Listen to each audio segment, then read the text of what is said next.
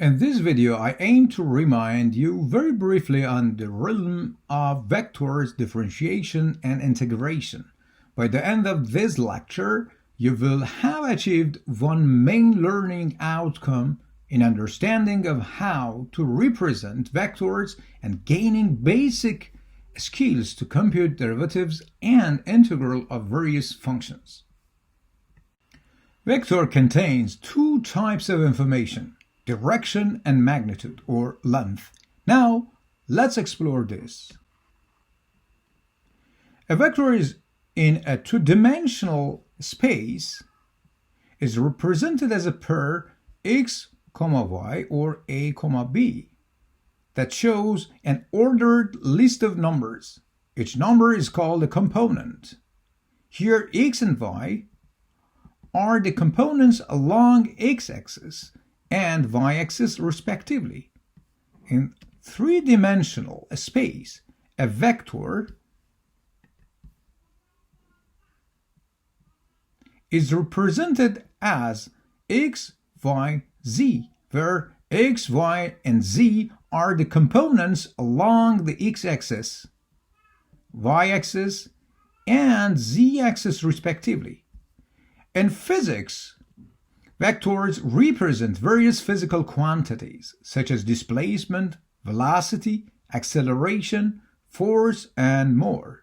Unlike scalars, which only have magnitude, vectors convey information about both how much and in which direction a quantity is changing or acting. We can represent alternatively a vector in the complex plane, in which a vector can be represented as a complex number. A complex number is represented as the sum of its real and imaginary parts.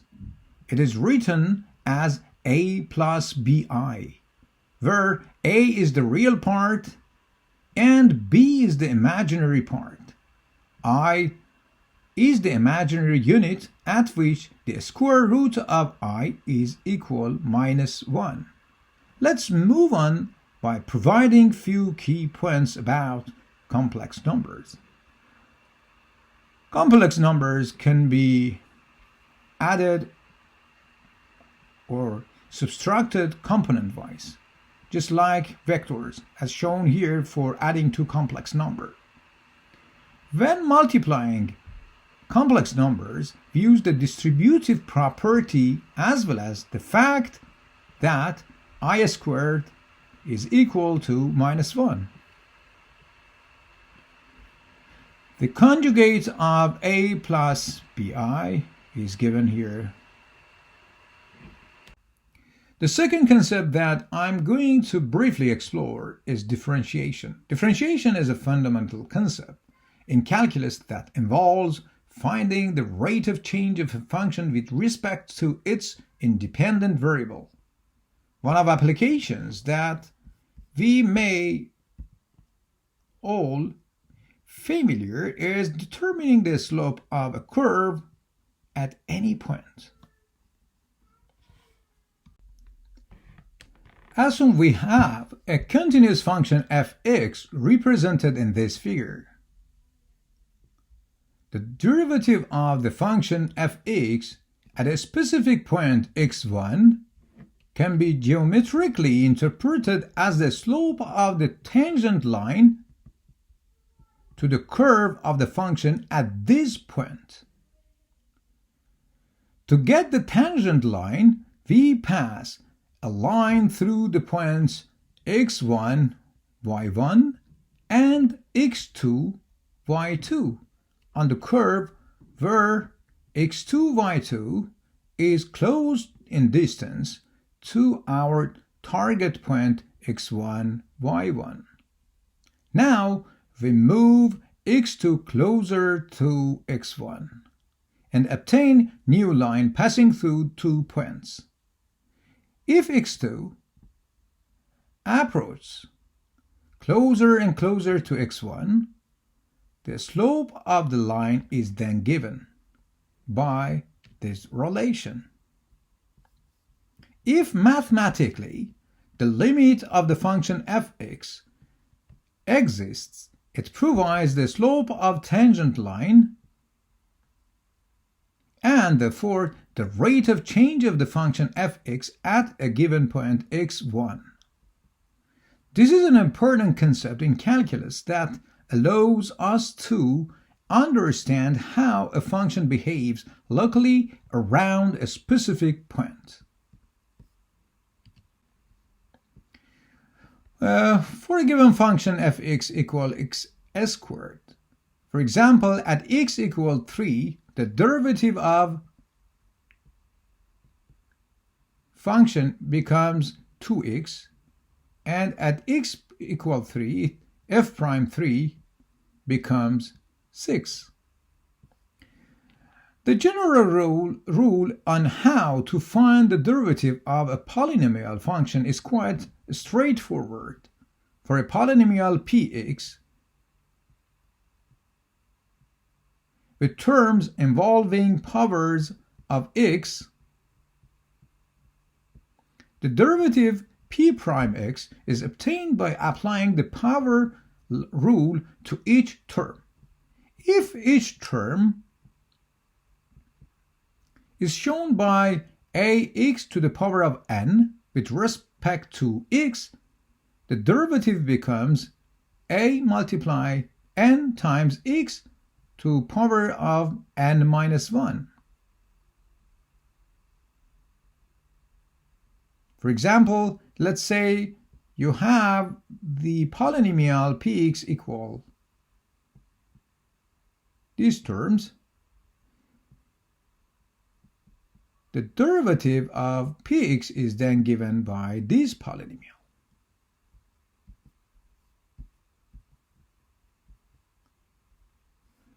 Now, exponential rule, in which the derivative of a to the power of x, in which a is constant,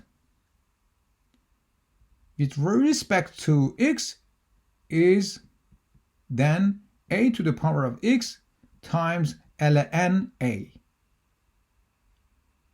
ln a is the natural logarithm of a. Remember that this rule applies specifically to exponential functions with a constant base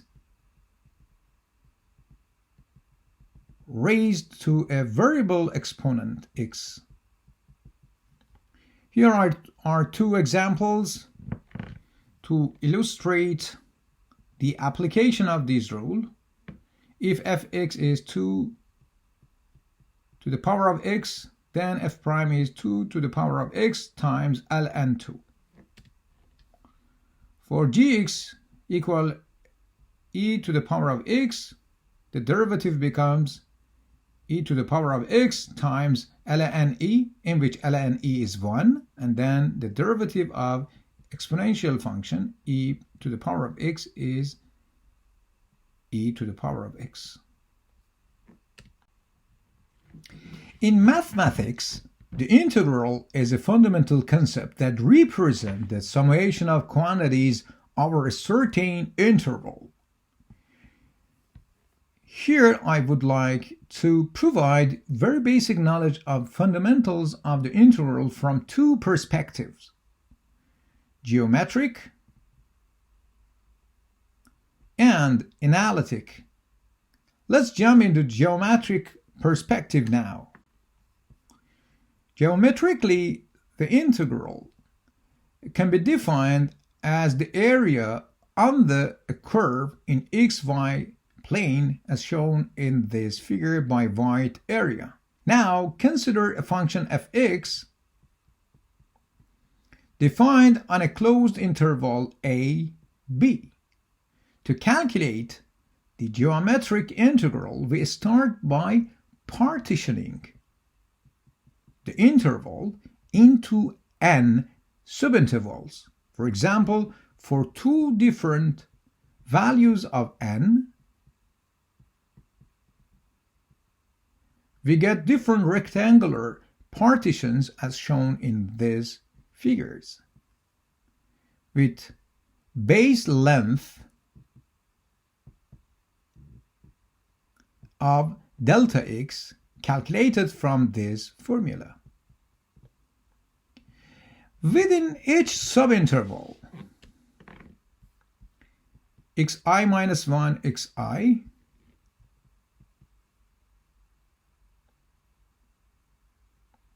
we choose a sample point ci at each subinterval with length of delta x to evaluate the function fx. This choice of sample point will affect the accuracy of the approximation. It can be beginning of subinterval or midpoint of each subinterval, or so on and so forth. For each subinterval, we then construct a rectangle with height fci, if ci is here at the beginning, and the base length of delta x. The area of each rectangle is given by fci times delta x. We sum up the areas of all rectangles to get approximation of the total area under the curve of fx within the interval ab. This summation is known as Riemann sum. To obtain the exact geometric integral, we let the number of subintervals n approach infinity between a, b. In summary, the geometric integral of a function fx over an interval ab is the limit of Riemann sums as the number of subintervals n approach infinity.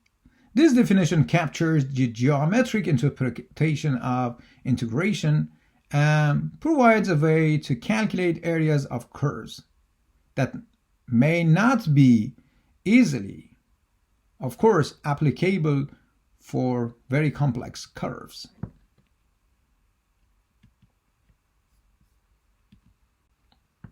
Now we move to the next method, which is the analytical method of integration, also known as antiderivative or symbolic integration. Given a function fx, its antiderivative denoted as fx, capital F, is another function such that the derivative of fx, capital F, with respect to x is equal to the original function fx. The process of finding antiderivatives is called integration. Note that this process involves determining a family of functions for fx with capital F.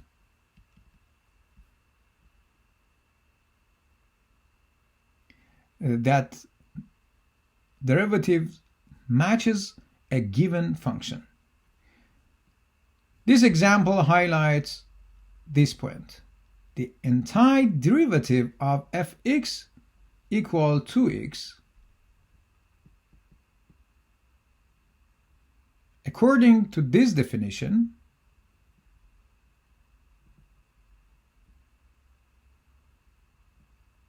can be either of these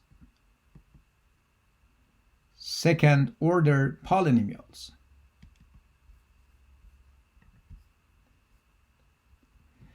If we now take integral of both sides of this relation,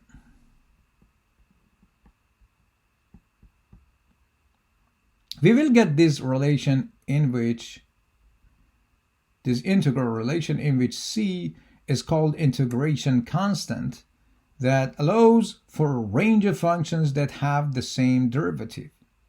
This integral is called indefinite integral since integration limits are not given here.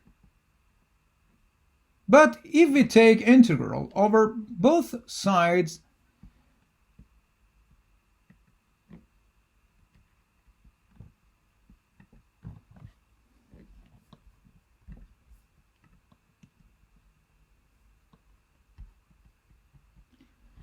within an interval a, b, this is then definite integration and is denoted as follows.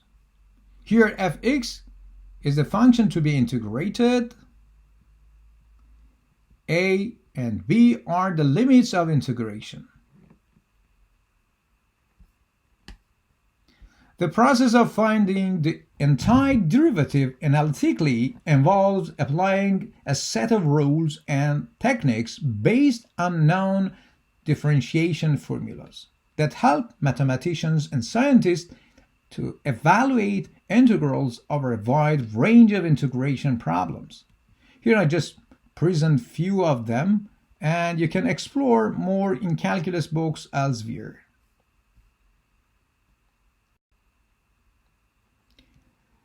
Here I provide just two examples to see how to use aforementioned rules. In the first example, we use the power rule and the definition of definite integration. Second example is based on trigonometric rules, in which states the antiderivative of sine x is minus cosine x. Note that the integration interval is between 0 to 2 pi. If we plot sine wave in this interval, we have two types of areas. Positive area within interval 0 pi and negative between pi 2 pi. As we have seen, integration means the net area. Therefore, the total integral is broken into two to get sum of two areas regardless of their sign. This will be then the solution.